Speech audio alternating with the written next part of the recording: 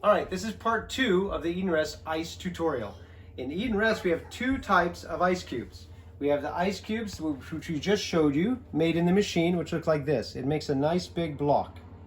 We also have the ice cube that makes like a little tunnel. The ice cubes that make a little tunnel tend to melt much quicker. They're good for cocktails and they're good for the blender. These ones are good for like on the rocks because they're a lot bigger and harder to crush up. So making cocktails, you use these kind, and also if you need to ice quickly, what I will do is I will get the ice that's from in this machine to be able to fill your ice glass. Rather than opening up the freezer just to get out a few ices. It helps to conserve energy, and these ones work really well. So we have a Costway ice machine. This makes quite a few ice cubes, and there's some things you need to know. When the red button is on here, basically what will happen is that it shows that your ice tray is full. So it will stop making ice. It just stays, keeps them cold, keeps them frozen, but does not make any more. So when it gets full, you have to open it up here, and you can see all of our ice cubes are right in here. When it's full, to be able to keep it making ice, I put these into the freezer. So that's what it does, how it actually works. It will go back. These metal things in the back make ice cubes around it. They drop down, and then it pushes them in when they're done.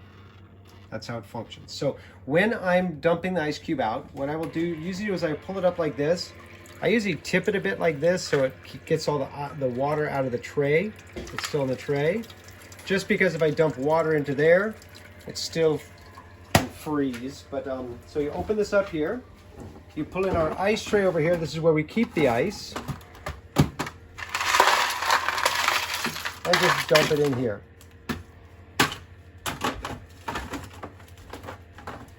Which means that ice tray will have a mix of both types of ice cubes, which is fine. And then let's put this back in here, and it will continue making ice.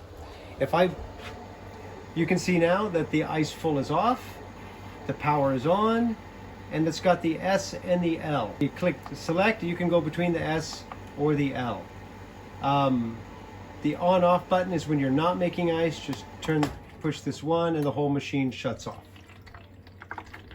Also, there is an add water function. When you don't have enough water in it to make ice, this will turn red. And if you need to add water, you basically can take just a bottle of water. You open this up. If you look in here, see the tray, the water goes down below the tray. So you can fill the water up here, but just make sure it does not fill past this ridge right here.